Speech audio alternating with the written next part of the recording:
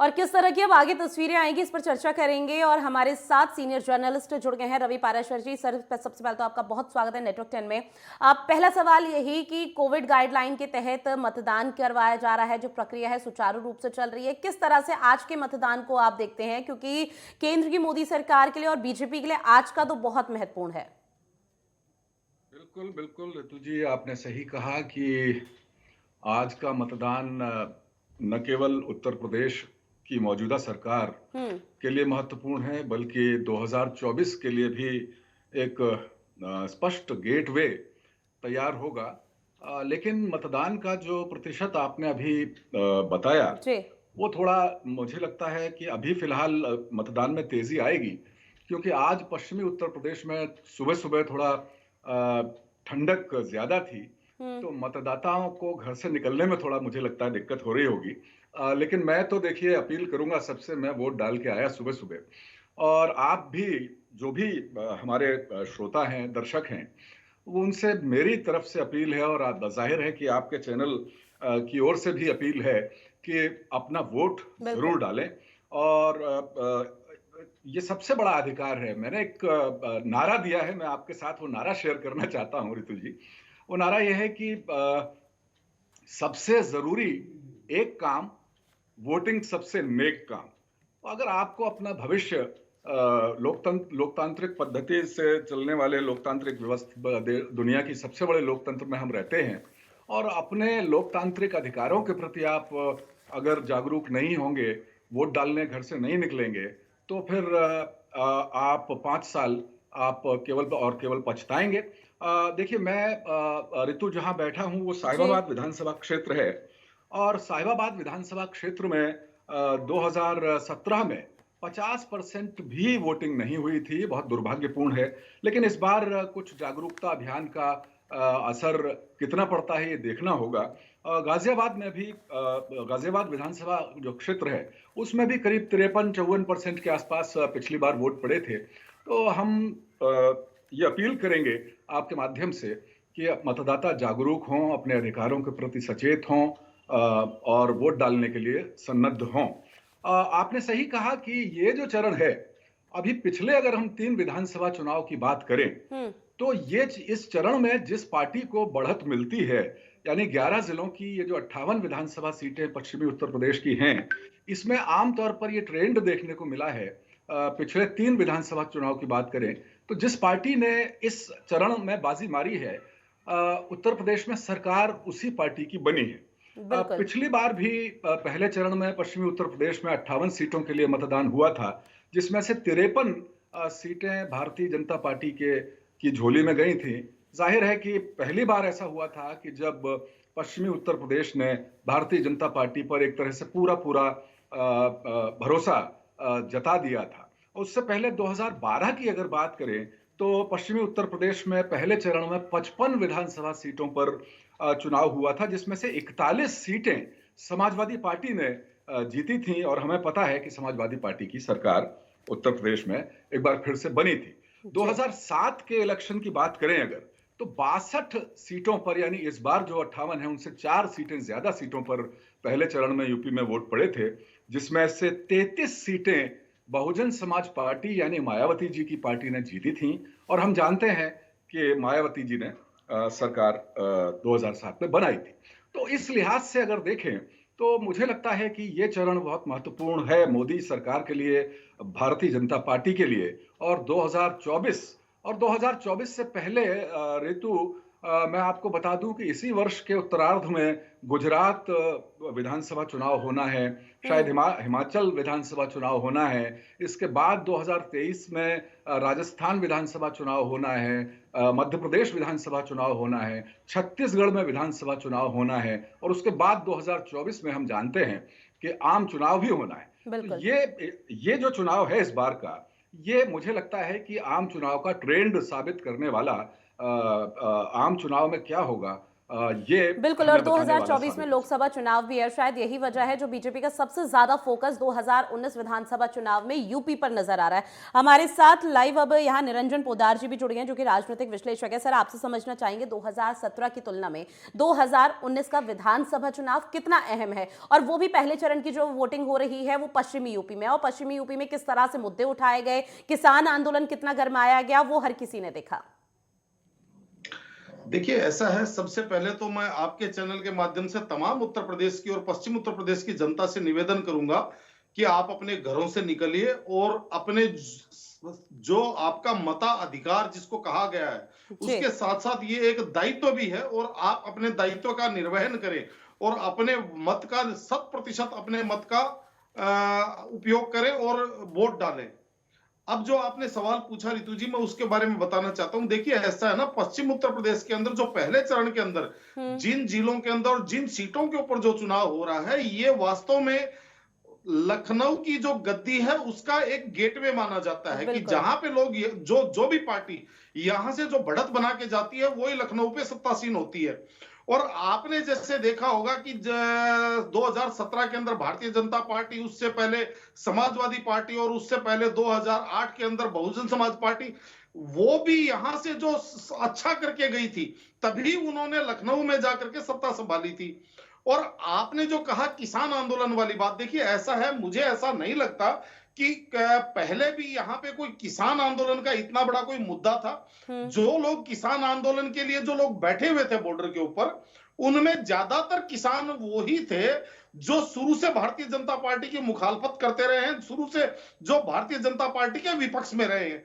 और जो 10% 15% जो लोग जुड़े भी थे, उनके अंदर अभी जब कानून वापस हो गए तो उसके बाद में उनके लिए वो मेरे हिसाब से वो मुद्दा उनके लिए खत्म हो गया। और उसके बाद में जिस तरीके से इसको एक जाटलैंड भी कहा जाता है पश्चिम उत्तर प्रदेश को, और जिस तरीके से भारतीय जनता पार्टी ने पिछले 1 महीने में इस क्षेत्र में जो कार्य किया है, अमित शाह जी ने या योगी आदित्यनाथ जी ने जिस तरीके से यहाँ दौरे किए हैं, गांव गांव घर घर जाकर के इन्होंने जिस तरीके से लोगों को समझाया है।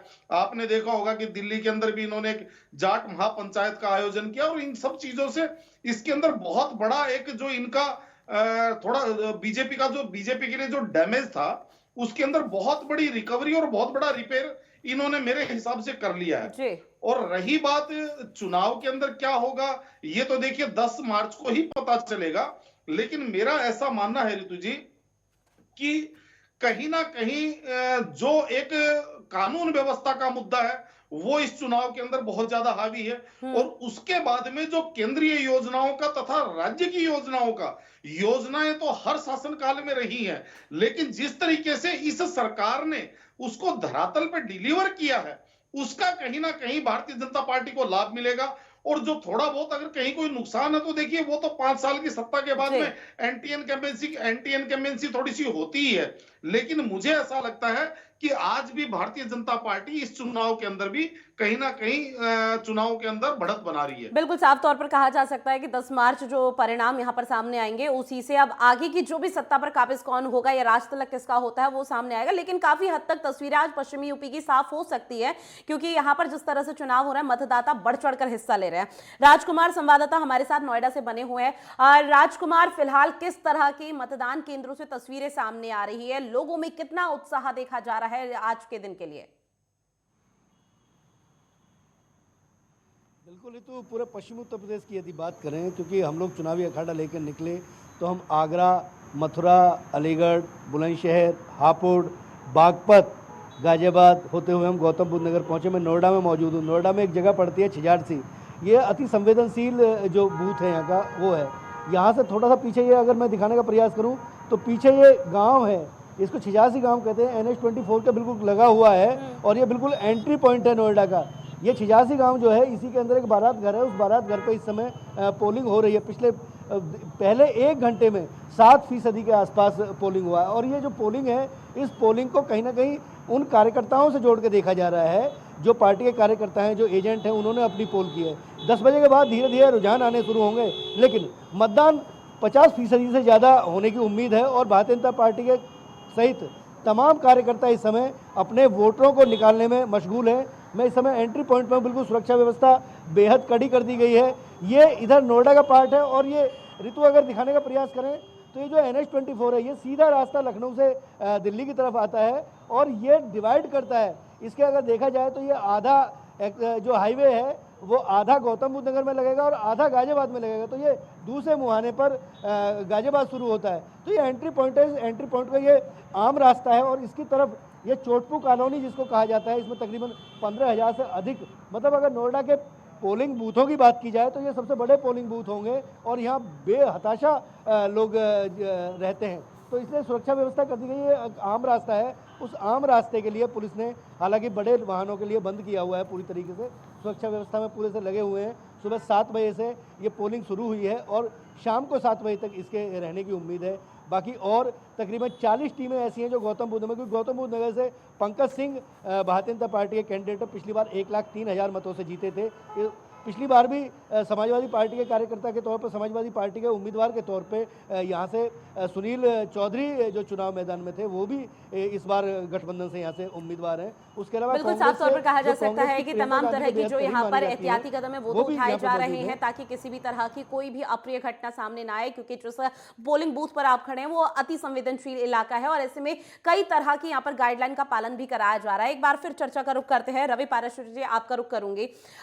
2017 की बात की जाए तो 2017 में यहाँ पर रालोद अकेले लड़ रही थी, सपा कांग्रेस का गठबंधन था। तो अब 2019 में यहाँ पर विपरीत परिस्थिति नजर आ रही है, कांग्रेस अकेले लड़ रही है और ऐसे में सपा और आरएलडी का गठबंधन है। पश्चिमी यूपी में दोनों का वर्चस्व भी कायम है, तो क्या पश्चिमी यूपी में किस तरह की यहाँ पर अब जो डामाडोल है वो किसके हाथ में आप देखते हैं?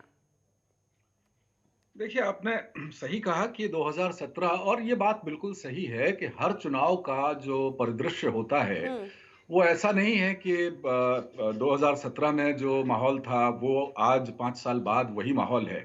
और अगर हम पिछले बार की परिस्थितियों को देखें तो भारतीय जनता पार्टी ने पलायन का जो मुद्दा था, कैराना और आसपास के इलाकों में, या मुजफ्फरनगर का जो दंगा हुआ था, उसका मुद्दा बहुत व्यापक तौर पर उठाया था और एक इस वजह से एक अजीब किस्म का एक ध्रुवीकरण 2017 में हुआ था, जिसका सीधा सीधा फायदा भारतीय जनता पार्टी को मिला। इस बार हालांकि हमारे जो राजनीतिक विश्लेषक हैं उन्होंने कहा कि किसान बहुत नाराज नहीं है। अब मुझे भी ऐसा लगता है कि वो बीत गई सो बात गई। तीनों कृषि कानून वापस ले लिए गए हैं, जो मांग थी वो मान ली गई।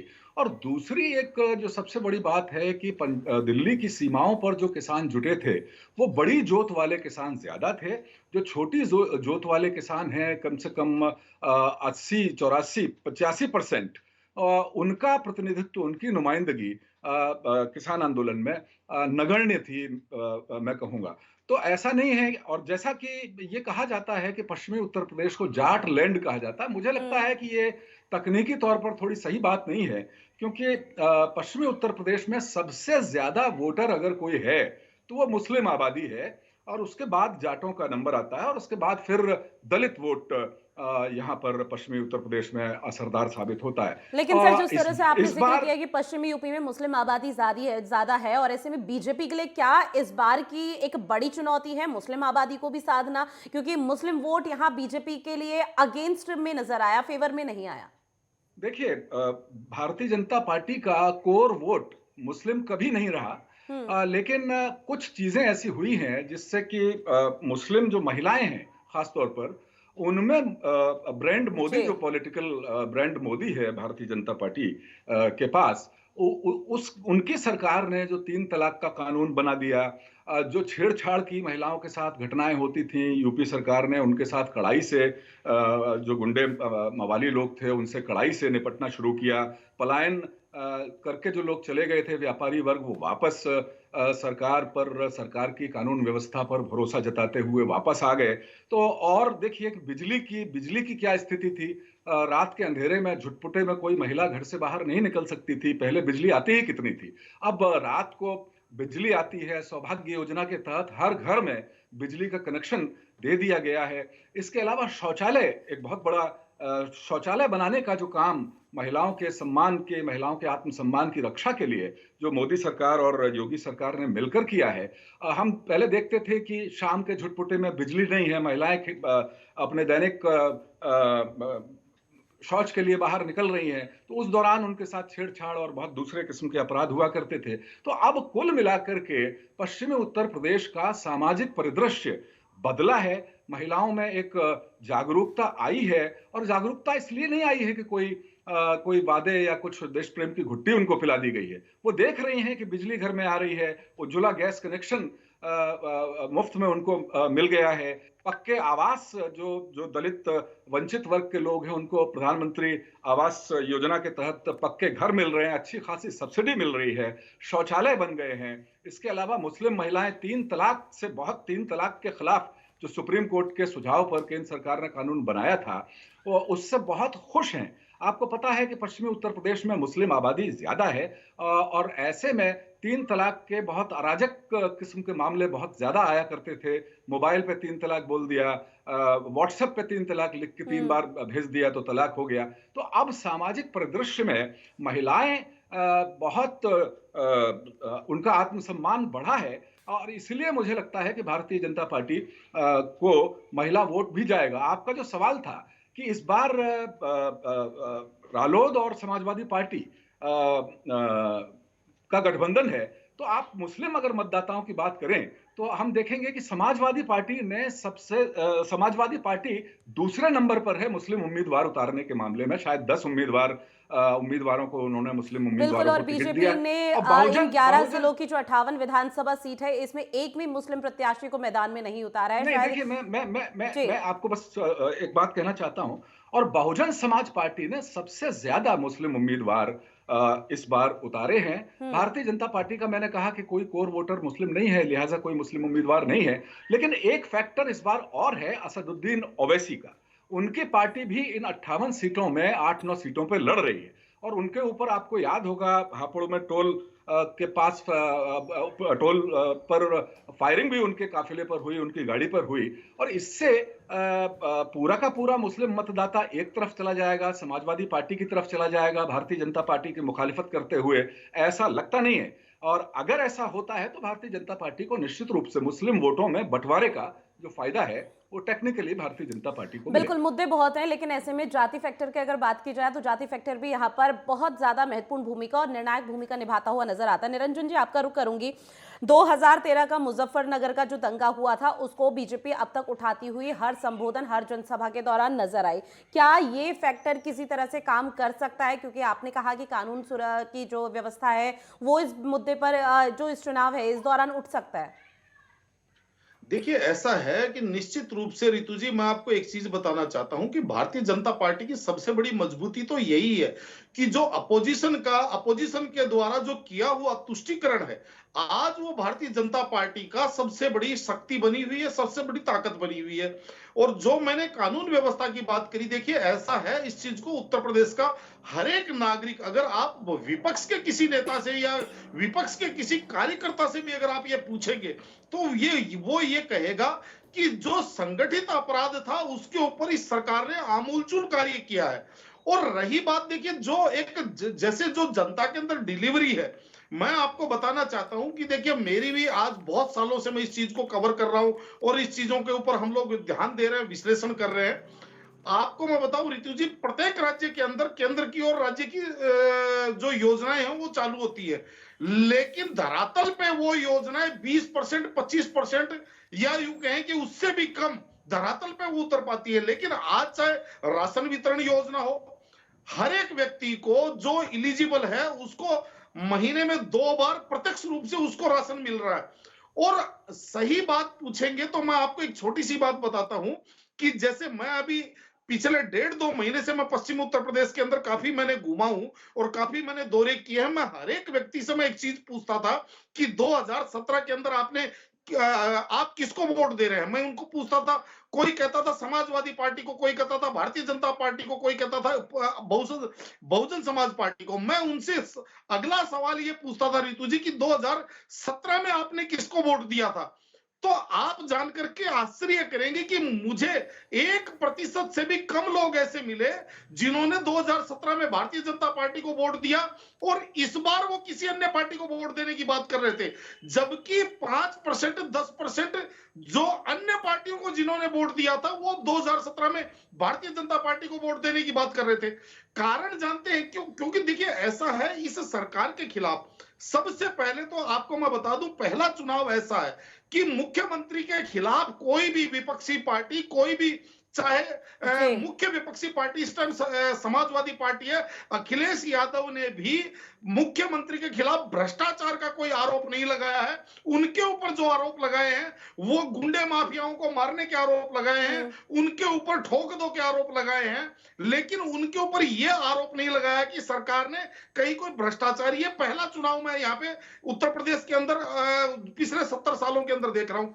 लेकिन भ्रष्टाचार के अलावा यहाँ और भी महत्वपूर्ण मुद्दे हैं जिनको यहाँ पर उठाया गया, चाहे वो आमजन की तरफ से उठाया गया और विपक्ष की तरफ से मुद्दों को भुनाने की पूरी तरह से कोशिश की गई। उसी बात पे आना चाह रहा था, मैं उसी बात पे आना चाह रहा था कि आज देखिए उत्तर प्रदेश के अंदर आपको 3 मुद्दे जो है वो मैन मिलेंगे।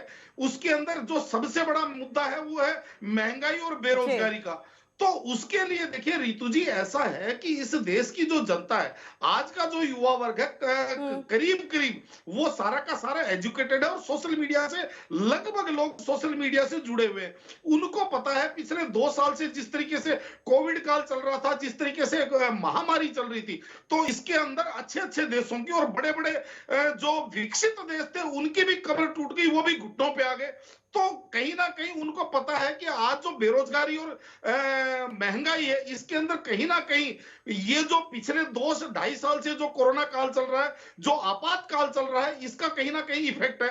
और एक जो मुद्दा आपको मैं बता दूं, अभी जो नया बनाया गया है वो मुद्दा विशेषकर जातवाद का, चाहे वो गुर्जर सम्राट मिहिर भोज का लेकर के बनाया गया हो, चाहे वो आरएलडी को लेकर के जाटवाद का मुद्दा बनाया गया हो। लेकिन ये जो जातवाद का यहाँ पर जो मुद्दा बनाया गया है, ये कोई 2019 का नहीं है, ये पिछले हम कई चुनावों से देख रहे हैं कि इस तरह के मुद्दों को उठाया जाता है। आप दोनों हमारे साथ बने रहिए, आप दोनों से चर्चा को हम जारी रखेंगे और ऐसे में संवाददाता से भी लगातार हम अपडेट ले रहे हैं कि किस तरह की तमाम जिलों से यहाँ पर अलग अलग तस्वीर मतदान को लेकर सामने आ रही है, क्योंकि जो मतदान का आंकड़ा है वो 9 बजे तक तकरीबन 8 से 9% हो चुका है और ऐसे में अब अति संवेदनशील इलाकों में किस तरह की व्यवस्था की गई है उस पर भी नजर नेटवर्क 10 की बनी हुई है। फिलहाल रुकेंगे एक छोटे से ब्रेक के लिए, जल्द हाजिर होंगे।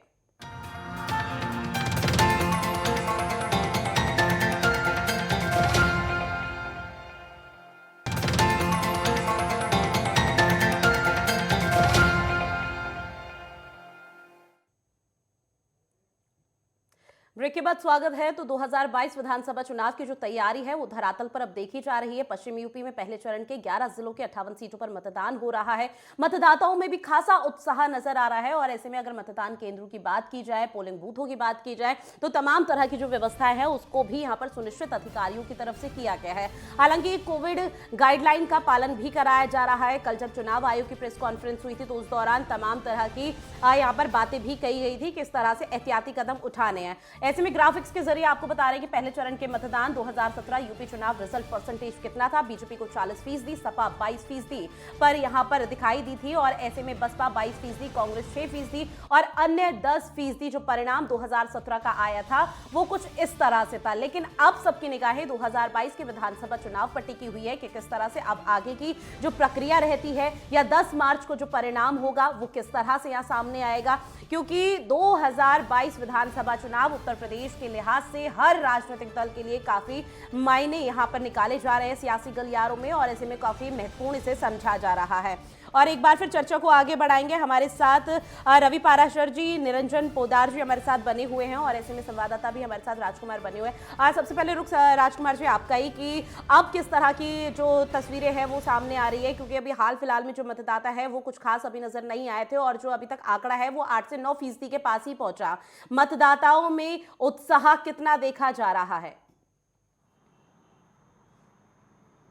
बिल्कुल निश्चित तौर पे जो इनपुट मिल रहा है, जो सूत्रों के हवाले से जो खबरें आ रही हैं, और हमारे ज़िले के और जनपद गौतम बुद्ध नगर में 3 विधानसभा सीटें हैं। एक रिपोर्टर हमारा इस समय दादरी में मौजूद है, एक रिपोर्टर जेवर में मौजूद है। मैं खुद नोएडा के बिल्कुल एंट्री पॉइंट पे खड़ा हुआ हूँ। तो जो इनपुट मिल रहे हैं उससे धीरे धीरे भारतीय जनता पार्टी और तमाम जो पार्टी हैं उन्होंने अपने कार्यकर्ताओं के जरिए अब वोटरों को निकालना शुरू कर दिया। अभी थोड़ी देर पहले अगर देखते ऋतु, उस समय शायद हम लोग ब्रेक पे चले गए थे, तो गाड़ियों में भर के मतदाताओं को अब लेके जाया जा रहा है बूथ तक, क्योंकि तमाम पार्टी जो है वो ये चाहती हैं कि किसी भी तरीके से अपने मतदाता को बूथ तक लेके जाएं, क्योंकि मतदाता एमएलए चुनता है और एमएलए मुख्यमंत्री चुनता है, क्योंकि लोकतंत्र की एक बहुत बड़ी ताकत है आज। और 5 साल के बाद एक उत्सव है और उत्सव में सब लोग शामिल होना चाहते हैं। और तकरीबन अगर जनपद गौतम बुद्ध नगर की बात करें तो तीनों विधानसभा सीटों पर तकरीबन 17.5 लाख से अधिक मतदाता आज अपने मताधिकार का उपयोग करेंगे। ये तीनों सीटें जो जनपद गौतम बुद्ध नगर की, क्योंकि जनपद गौतम बुद्ध नगर में नोएडा, जेवर और उसके अलावा दादरी विधानसभा सीटें, तीनों सीटों पर इस समय भारतीय जनता पार्टी का कब्जा है। अगर नोएडा की बात करें तो 1,03,000 मतों से पहले लीड से जीती थी। उसके अलावा दादरी की बात करें तो 83,000 का मतदान लीड थी।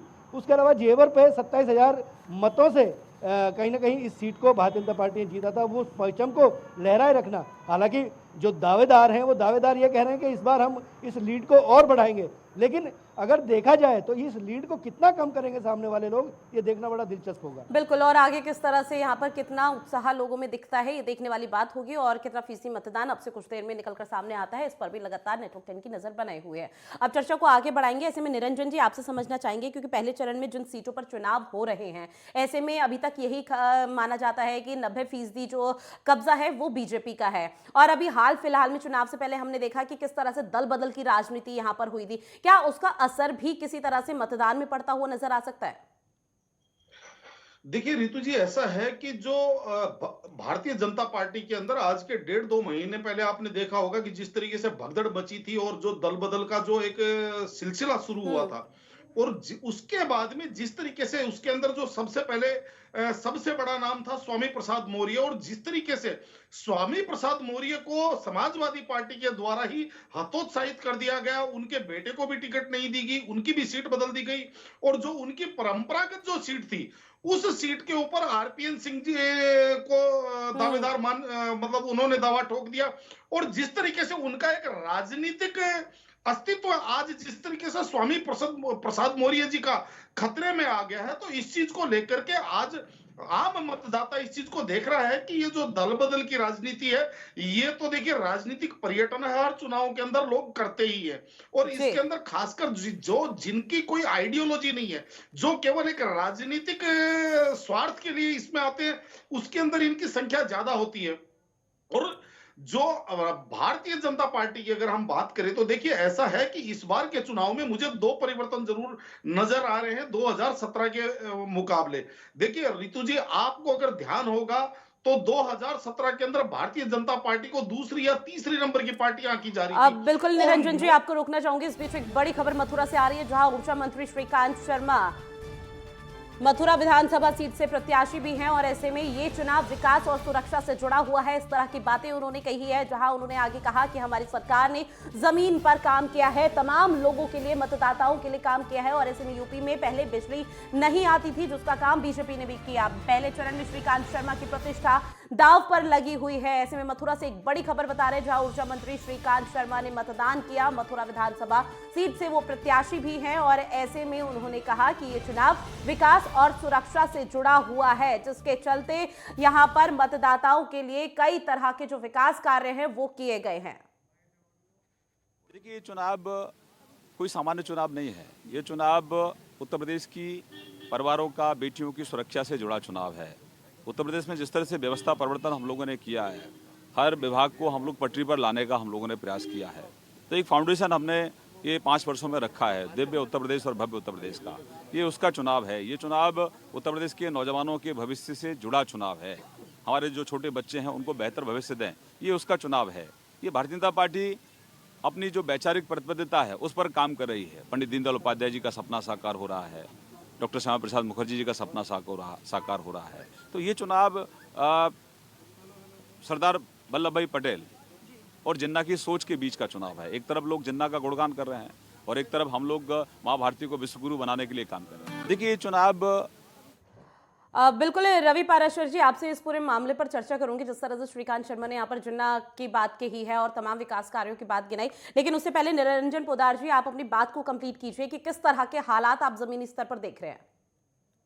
जी, रितु जी, मैं निवेदन ये कर रहा था कि देखिए 2017 के अंदर और आज के चुनाव में मुझे दो परिवर्तन जरूर नजर आ रहे हैं। कि जी। पहला परिवर्तन तो ये था कि 2017 के अंदर भारतीय जनता पार्टी कहीं पे भी रेस में नहीं थी और नोटबंदी के माहौल के अंदर ये चुनाव हुआ था। क्योंकि आपको पता ही होगा कि नवंबर 2 के अंदर नोटबंदी हुई थी और उसके बाद में नोटबंदी के दौर के दौरान ही ये चुनाव हुआ था। और प्रधानमंत्री जी किस तरीके से वहां उत्तर प्रदेश की रैलियों के अंदर सफाई दे रहे थे कि अगर इसके अंदर कुछ ये होगा या वो होगा या मेरे पे भरोसा कीजिए, या जो भी आपने देखा ही होगा। और उसके बावजूद भारतीय जनता पार्टी जो वो बम्पर जीत करके और यहाँ पे आई, तो उस टाइम जनता ने केवल और केवल केंद्र सरकार की नीतियों और केंद्र सरकार की विश्वसनीयता पे उत्तर प्रदेश की जनता ने भारतीय जनता पार्टी को उत्तर प्रदेश के अंदर वोट दे करके और पदस्थापित किया था। तो ये तो भारतीय जनता पार्टी के पक्ष में जा रहा है कि जब पिछली बारी 2017 में केवल केंद्र के कार्यों के ऊपर जनता ने इतना भारी मैंडेट दिया, और इस बार तो जो प्रदेश सरकार, जो योगी जी के जो कार्य हैं, चाहे वो रोड ट्रांसपोर्ट का हो, चाहे वो तमाम योजनाओं का हो, चाहे वो कानून व्यवस्था का हो, तो उससे कहीं ना कहीं भारतीय जनता पार्टी का वोट बढ़ा होगा, घटा नहीं होगा। लेकिन इस बार भारतीय जनता पार्टी के नुकसान में जो चीज जारी है वो भी मैं आपको बताना चाहता हूं जी। कि पिछली बार आपने देखा होगा कि सपा और बसपा के बीच में एक बहुत बड़ा विभाजन हुआ था वोटों का। आपने देखा होगा कि 22% वोट, लगभग 22% वोट सपा को मिले और लगभग 22% वोट ही बीएसपी को मिले। और इस बार भारतीय जनता पार्टी का सीधा मुकाबला समाजवादी पार्टी से हो रहा है। और जैसे समाजवादी पार्टी के लोग कहते हैं कि हमारी गिनती 18-20 से हमारी गिनती शुरू होती है, मतलब 20% वो मुसलमानों का वोट अपने पक्ष में सीधा सीधा मान करके वो कह रहे हैं कि हमारी गिनती तो 20 से शुरू होती है और उसके बाद में जो हम लोग बढ़ाएंगे वो हमारी अपनी जीत है। तो कहने का तात्पर्य यही है कि यहां आकर के भारतीय जनता पार्टी को कहीं ना कहीं चिंता की बात है। लेकिन ये सारी की सारी इस चीज के ऊपर निर्धारित करती है रितु जी कि आज मत प्रतिशत कितना होता है। अगर मत प्रतिशत नीचे रहता है तो भारतीय जनता पार्टी नुकसान में जाएगी, और अगर मत प्रतिशत अच्छा अगर वोटिंग परसेंटेज रहा तो आप ये समझ लीजिए वो भारतीय जनता पार्टी के पक्ष में जाएगा, ऐसा मेरा मानना है। लेकिन 2017 का जो चुनाव था सर, वो तो मोदी लहर पर था और पूरा का पूरा चुनाव उसी पर टिका हुआ था। रही बात विकास कार्यों की, तो विकास कार्य तो 2022 में भी किए गए हैं। तमाम बड़ी सौगातें, योजनाएं उत्तर प्रदेश वासियों को दी गई। तो इस दौरान भी विकास कार्यों पर अब चुनाव कितना महत्वपूर्ण होगा, ये देखना ये काफी दिलचस्प होगा। ऐसे में रवि पाराशर जी, विकास के मुद्दों पर 5 साल का कार्यकाल बीजेपी अपना बखान करती हुई हमेशा से नजर आई। अभी श्रीकांत शर्मा जी ने भी यहां पर कहा कि जो विकास कार्य यहां पर किए गए हैं बीजेपी ने और मतदाताओं के लिए, आम जन के लिए, वो काफी महत्वपूर्ण होते हैं। ऐसे में हाल फिलहाल में आपने देखा होगा कि भगवान राम, भगवान कृष्ण और तमाम मुद्दे यहां पर उठाए गए। जो मूलभूत सुविधाओं से वंचित थे मुद्दे, उनको उठाना जरूरी था, लेकिन उन्हें प्राथमिकता ना देते हुए जिन्ना का मुद्दा और भी तमाम तरह के मुद्दे उठाए हुए। क्या इसका भी असर मतदाताओं पर किसी तरह का पड़ता हुआ नजर आता है? देखिए रितु जी, आमतौर पर जब कोई चुनाव होता है तो बहुत सारे मुद्दे विपक्ष भी लेकर आता है। सरकार की नाकामियों का मुद्दा स्पष्ट तौर पर वो उनका काम है। तो वो न केवल चुनावी समय में, चुनाव प्रचार के समय में, बल्कि साल भर वो सरकार की जो योजनाएं हैं, सरकार के जो काम हैं, उनको नकारते रहते हैं। और वे राजनीति में विपक्ष का चरित्र अब मुझे लगता है कि केवल और केवल नकारात्मक राजनीति का रह गया है। इसलिए आम जनता उन आरोपों प्रत्यारोपों से कितनी प्रभावित होती है मुझे नहीं लगता। और जब से भारत में आपने देखा होगा कि 18 साल पर मताधिकार दे दिया गया, तब से जो 18 साल का नया वोटर है वो उसमें पॉलिटिकल जो कॉन्शियसनेस है, राजनीतिक चेतना है, वो बहुत बड़ी है। और वो कोई प्रभाव में आके माता पिता के या किसी नेता के प्रभाव में आकर के वोट नहीं डालता है। और वोटिंग परसेंटेज जिस तरीके से जिसकी बात कर रहे थे, बढ़ने की बात कर रहे थे, लेकिन आमतौर पर सैद्धांतिक रूप से अगर देखें तो जब वोटिंग परसेंट बहुत बढ़ता है जब वोटिंग परसेंट किसी इलेक्शन में अचानक बहुत बढ़ जाता है, हम्म। तब ये माना जाता है कि वो परिवर्तन के लिए लोग घर से बाहर निकले हैं। लेकिन ये मिथक भी अब, ये जो पॉलिटिकल मिथक जो है, ये भी अब टूटता है। लेकिन विकास के मुद्दों के साथ-साथ अगर वोटिंग परसेंटेज शहरों में बढ़ रहा है कि ग्रामीण इलाके में बढ़ रहा है, ये भी अपने आप में एक अलग से विश्लेषण की जी। वस्तु है, जिस पर हम 10 मार्च के बाद चर्चा कर पाएंगे। लेकिन मैंने जैसा कहा कि जो नया वोटर है, वो तो अपने अनुभव, वो कितना सुरक्षित है, कितना शिक्षा का प्रसार प्रचार हुआ है, कितना सुलभ उसको रोजगार है, कितना इंफ्रास्ट्रक्चर, सड़क पहले पानी भरा रहता था, गड्ढे थे, सड़क हम्म। स्मूथ बन गई, उसको स्कूल जाने में जो 1 घंटा लगता था अब आधा घंटा लगता है। तो ये बहुत सारे जो मसले हैं, अगर वो बीमार पड़ता है तो उसके गांव के पास क्या कोई डिस्पेंसरी है, कोई अस्पताल है। तो ये जो बुनियादी ढांचागत जो विकास की बात होती है, इससे वोटर सीधा सीधा प्रभावित होता है। लेकिन जैसा कि हमने अभी तक इस कार्यक्रम में चर्चा की है कि ये सब बातें अपनी जगह हैं।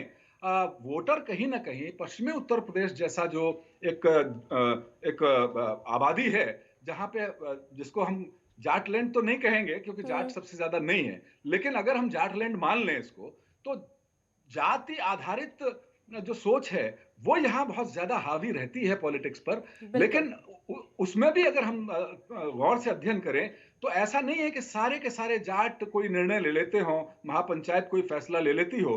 खापें हैं, बहुत सारी खापें हैं पश्चिमी उत्तर प्रदेश में, और हर खाप का एक बालियान खाप भी है जिससे संजीव बालियान आते हैं। तो ऐसा नहीं है कि वो सारे के सारे समाजवादी पार्टी के साथ हम्म। चले जाएंगे क्योंकि जयंत चौधरी, चौधरी चरण सिंह के पौत्र के साथ उनका गठबंधन है, ऐसा नहीं है। हालांकि जाति का कार्ड चलेगा जरूर, लेकिन सुशासन का कार्ड अब ज्यादा चलता है। और इसमें कोई शक नहीं है कि पिछले 5 साल में उत्तर प्रदेश में कानून व्यवस्था की स्थिति सुधरी हम्म। है। अब जो संगठित अपराध हुए, हीनियस क्राइम जिसको बोलते हैं, जी। सोच समझ करके जो क्राइम होते हैं, गिरोहबंद क्राइम जो होते हैं, उन पर अंकुश लगा है। हत्या, लूट, डकैती, बलात्कार, ये सब मामले कम हुए हैं। और ये सही है कि कोई भी व्यक्ति, कोई भी विश्लेषक, कोई भी चिंतक, कोई भी राजनीतिक दल किसी अपराध विहीन, खलनायक विहीन समाज की परिकल्पना नहीं कर सकता। आप देखिए, राम राज्य का कॉन्सेप्ट हमारे देश में है, जहन में है। हम आजादी के बाद राम राज्य के कॉन्सेप्ट पर अपना देश चलाना चाहते थे। लेकिन जब राम राज्य था उस समय भी क्या खलनायक तत्व तो नहीं थे? तो खलनायक विहीन समाज की परिकल्पना तो नहीं हो सकती। लेकिन संगठित अपराध कम हो, महिलाओं का मान सम्मान सुरक्षित रहे, जो नौजवान हैं वो बेधड़क होकर के। अभी मैं आपको एक वाकया बताऊं, मेरी एक महिला पत्रकार मित्र हैं, वरिष्ठ पत्रकार हैं, हम्म। कलकत्ता के एक अखबार की दिल्ली ब्यूरो चीफ हैं। उन्होंने, कल हमसे बात हो रही थी, तो वो पश्चिमी उत्तर प्रदेश के दौरे पर गई थी और बड़े उन्होंने फख्र के साथ कहा कि उन्होंने बागपत के एक देहाती इलाके में 2 महिलाओं ने ढाबे पे रात के 10:30 बजे खाया। तो अब आप देखिए कि जहां पर शाम को निकल नहीं सकती थी महिलाएं, वहां पर दिल्ली की 2 महिलाएं बागपत जैसे इलाके में रात के 10:30 बजे रोड साइड ढाबे पर गाड़ी रोककर खाना खाती हैं, खाना खा सकती हैं। तो अब आप समझ लीजिए कि कितना परिवर्तन, सामाजिक जो परिवर्तन है वो आया है। बिल्कुल, मतदाता समझदार हैं और ऐसे में अपने मताधिकार का यहाँ पर इस्तेमाल भी कर रहे हैं और किस तरह से अब आगे की जो भी यहाँ पर मतदाता वोट करते हुए नजर आएंगे, तमाम मुद्दों को अपने यहाँ पर जहन में बैठाएंगे, फिर उसके बाद ही यहाँ पर अपने मतदान का इस्तेमाल करेंगे। लेकिन निरंजन जी, इस बीच अगर 1989 का जिक्र किया जाए तो कहा यह भी जाता है कि 1989 से तमाम यहाँ पर जो राजनीतिक दलों की सरकार सत्ता में काबिज हुई है, उसके बाद वो सरकार अपने 5 साल का कार्यकाल तो पूरा करती है लेकिन बाद में दोबारा सत्ता में वापस नहीं आती। तो क्या लग रहा है 11 जिलों की 58 सीट के फिलहाल समीकरण से कि अब क्या जो इतिहास है वो कायम रहेगा आगे भी? देखिए ऋतु जी, जो अभी तक हमारा जो अपना आंकलन है, और हम भी प्रदेश प्रदेश के अंदर काफी घूमे हैं, और हमें तो ऐसा लगता है कि जैसे अभी तक उत्तर प्रदेश की राजनीति में दो मिथक बनाए हुए थे। हम्म। एक मिथक तो जो आपने बताया वो कि यहाँ पे 5 साल के बाद लगातार कोई भी सरकार रिपीट नहीं करती है, एक तो ये मिथक था। और दूसरा मिथक था कि कोई मुख्यमंत्री अगर अपने कार्यकाल के दौरान अगर नोएडा का दौरा कर लेता है तो वो मुख्यमंत्री दोबारा से सत्ता में नहीं आता है। एक ही दूसरा मिथक बनाया हुआ था। जी। लेकिन ये दोनों मिथक मुझे ऐसा लगता है कि इस बार टूटते हुए नजर आ रहे हैं। कि कहीं ना कहीं मुझे ऐसा लग रहा है कि ये मिथक योगी आदित्यनाथ जी इन मिथकों को इस बार धत्ता साबित करेंगे। कारण जानते हैं क्या है? हम्म। कारण ये है कि देखिए, सत्ता भारतीय जनता पार्टी की नजर आ रही है। बेशक 58 सीटों की हम बात करें या पूरे उत्तर प्रदेश की बात करें, तो मेरा ऐसा मानना है कि कुछ सीटों का भारतीय जनता पार्टी को नुकसान हो सकता है, कुछ सीटें भारतीय जनता पार्टी की घट सकती हैं। लेकिन ऐसा नहीं है कि मुझे ऐसा नहीं लग रहा कि भारतीय जनता पार्टी कहीं उत्तर प्रदेश की सत्ता से बाहर हो रही है। मेरा आकलन ये बात कहता है। और 58 सीटों की अगर बात करूं तो मुझे यहाँ भारतीय जनता पार्टी की ज्यादा से ज्यादा 4 या 5 सीटों पे मुझे नुकसान नजर आ रहा है। लेकिन जो 4-5 सीटें हैं उसका नुकसान की वजह आप क्या मानते हैं? कि सपा भी क्योंकि अपना कुनबा यहाँ पर लगातार बड़ा करती हुई आई, सिर्फ आरएलडी ही नहीं, कतई यहाँ पर कई ऐसे छोटे छोटे दल थे जिनको लेकर वो अपने साथ चल रहे, और सबका सिर्फ एक लक्ष्य था कि हर हाल में बीजेपी का सुपड़ा साफ विधानसभा चुनाव के दौरान करना है। इसके अंदर रितु जी सबसे बड़ा कारण तो मैं ये मानता हूं कि जो एंटी बीजेपी वोट था, जिसको हम अल्पसंख्यक समाज भी कहते हैं, मुस्लिम समाज भी कहते हैं, ये इस अल्पसंख्यक समाज या मुस्लिम समाज का मैक्सिमम वोट एंटी बीजेपी जाता है। बीजेपी को हराने के लिए वोट करते हैं। तो जो मेरे को ऐसा लगता है कि जो एंटी वोटों के अंदर जो पहले बिखराव होता था, इस बार मुझे वो बिखराव की कमी नजर नहीं बिखराव में कमी नजर आ रही है। मुझे ऐसा लग रहा है कि इस बार ये इनका बिखराव बहुत मिनिमम स्तर पे इनका बिखराव होगा। एक तो मुझे सबसे बड़ा कारण ये लग रहा है। और दूसरा कारण, जो इस बार जो एक जाट समुदाय जिसको कहते हैं कि राकेश टिकैत जी ने जैसे किसान आंदोलन शुरू किया और उसके बाद में जैसे एक जाट प्राइड उन्होंने इस आंदोलन को बना दिया, और उसके हिसाब से जिस तरीके से आरएलडी के पक्ष में कुछ 10% जो भारतीय जनता पार्टी के समर्थित जो जाट समुदाय से लोग थे, वो भी उधर थोड़ा सा उनका झुकाव जयंत चौधरी की तरफ, आरएलडी की तरफ हुआ। तो इन दो चीजों से मुझे ऐसा लग रहा है कि भारतीय जनता पार्टी को कहीं ना कहीं लगभग 5-7 सीटों का नुकसान इन 58 सीटों के अंदर होने वाला है। जी रवि जी, क्या आप भी मानते हैं कि लगभग 5 से 7 सीटों पर किसी तरह का नुकसान बीजेपी को हो सकता है? देखिए, मैं संख्या तो नहीं बताने की स्थिति में हूं, 5 या 7 या 4 या 3। मेरा आकलन ये नहीं कहता। हालांकि ये बात सही है कि 2017 में जो विधानसभा चुनाव हुआ, उस समय मुजफ्फरनगर दंगे का जो मसला था, भारतीय जनता पार्टी ने बहुत जोर शोर से उठाया था, और उस वजह से जाट वोटर और मुस्लिम वोटर के बीच में एक लंबा तनाव, एक लंबी खाई पैदा हो गई थी, जो इस बार उतनी लंबी या उतनी चौड़ी नहीं है। अब आप किसान आंदोलन की बात कर लें या मुजफ्फरनगर दंगे बहुत पहले हुए, उसके बाद उत्तर प्रदेश में योगी शासन आने के बाद कोई दंगे जैसे हालात कहीं नहीं बने। तो आप वजह कोई भी मान लें, लेकिन 2017 में जाट वोटरों और मुस्लिम वोटरों के बीच में एक बड़ा दुराव था, बहुत तनाव था, एक लंबी चौड़ी खाई थी, जो इस बार नहीं है। जहां तक मुस्लिम वोटरों के बिखराव का, भटकाव का सवाल है, तो मुझे ये लगता है कि असदुद्दीन ओवैसी, बहुजन समाज पार्टी के 14-15 उम्मीदवार, समाजवादी पार्टी और आरएलडी के 10 मुस्लिम उम्मीदवार, तो ये जैसा मैंने पहले कहा कि मुस्लिम वोटर भारतीय जनता पार्टी का कोर वोटर नहीं है, और 3 तरफ अगर बंटता है तो ये बिखराव इस बार मुझे ज्यादा लगता है। मैं ऐसा नहीं मानता कि मुस्लिम वोटों में बिखराव नहीं होगा। मैं फिर से एक जिक्र कर दूं कि ठीक है, मुस्लिम वोटर भी अब सयाना है, वो भी अब ये देखता है कि उनके जो लीडरान हैं या जो पार्टियां उनकी नुमाइंदगी का नाटक या दावा करती हैं, उन्होंने उनके लिए कितना काम किया, जबकि जो सत्तारूढ़ गठबंधन है। और देखिए, केंद्र की योजनाओं का जो कह रहे थे हमारे भाई, ये बात बिल्कुल सही है कि केंद्र में समान विचारधारा, समान पार्टी की सरकार होने की वजह से बहुत सारी जो केंद्रीय योजनाएं हैं वो ऐसे राज्यों में धरातल पर बहुत जल्दी और बहुत प्रभावशाली तरीके से लागू हो पाती हैं जहां पर उसी पार्टी, उसी गठबंधन, उसी विचारधारा की सरकार है। अब आप देखिए पश्चिम बंगाल हुआ, जो गैर बीजेपी सरकारें हैं, वहां केंद्र की बहुत सारी ऐसी योजनाएं लागू नहीं की गई हैं जो वंचित तबके के आत्मसम्मान के, वंचित तबके के गौरव को बढ़ाने वाली, उसकी उसकी आर्थिक स्थिति को मजबूत करने वाली हैं।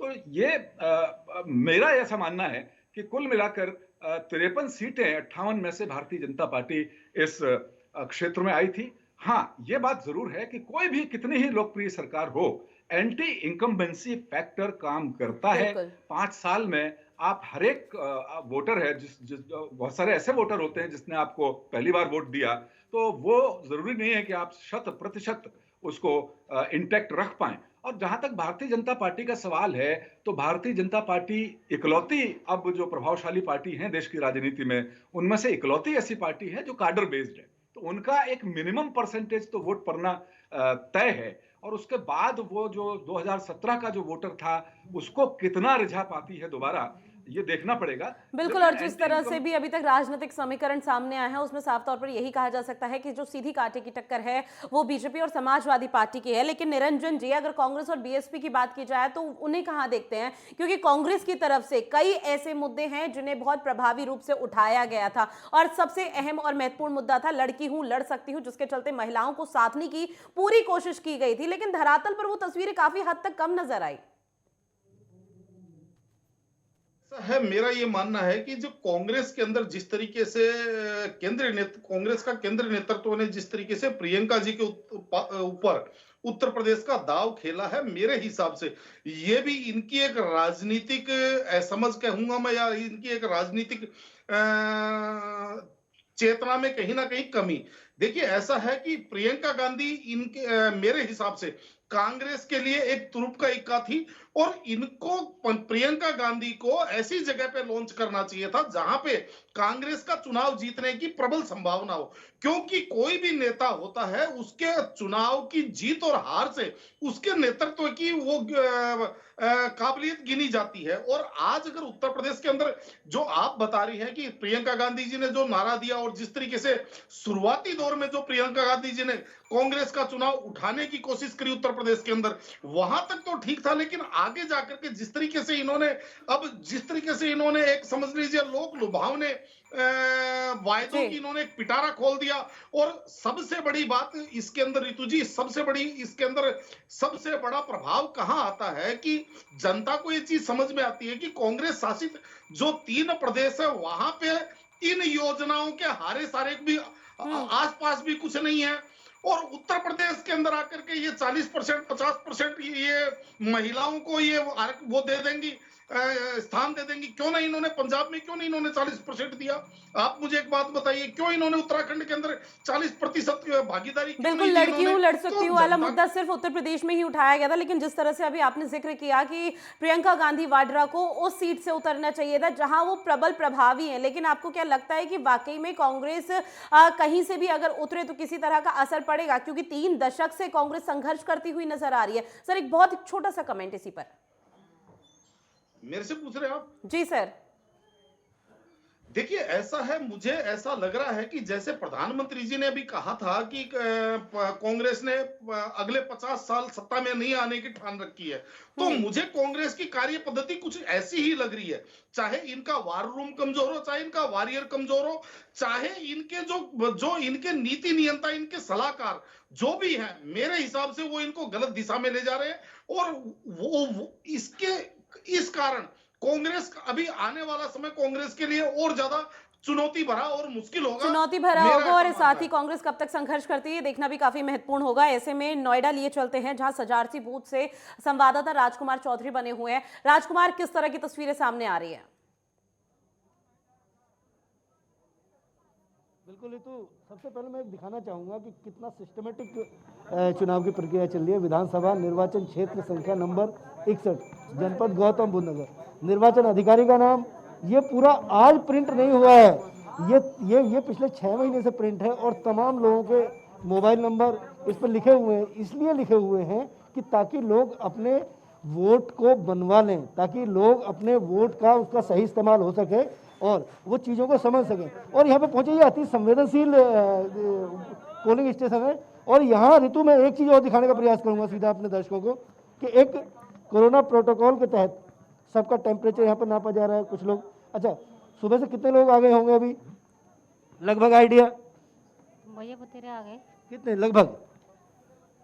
500-600 के करीब। 600 के आसपास। अच्छा ओके। ये पूरा ये अति संवेदनशील पोलिंग स्टेशनों में से एक माना जाता है यहाँ पे, और तकरीबन 15,000 के आसपास यहाँ पे पोल होना है और थोड़ा सा आगे। हालांकि मीडिया को बहुत ज़्यादा इसकी अनुमति नहीं है, लेकिन फिर भी हम प्रयास करेंगे दिखाने का। और देखिए ऋतु, मैं सीधा दिखाने का प्रयास करूँगा कि लोकतंत्र में लोग अपने मताधिकार के लिए खड़े हुए हैं, किस तरीके से लंबी लाइनें लगी हुई हैं। ये उस नोएडा की बात बता रहा हूँ मैं आपको, जहाँ पे पूरी तरह से लोग कॉमर्शियल हैं, और एक कुछ लोगों से अगर चाहेंगे बात करने का प्रयास करेंगे। देखो महिलाएं बहुत ज़्यादा हैं, जिस तरीके से बातें हो रही हैं।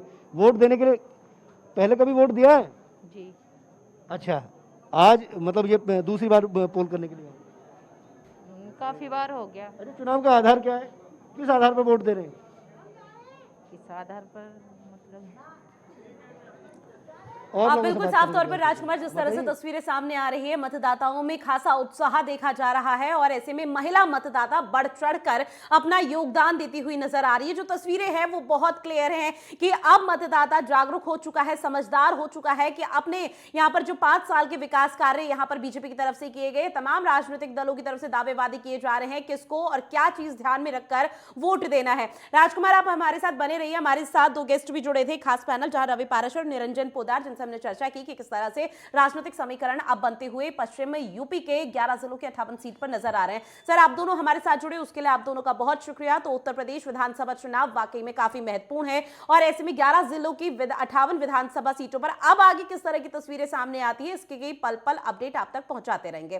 फिलहाल रुकेंगे छोटे से ब्रेक के लिए, जल्द हाजिर होंगे।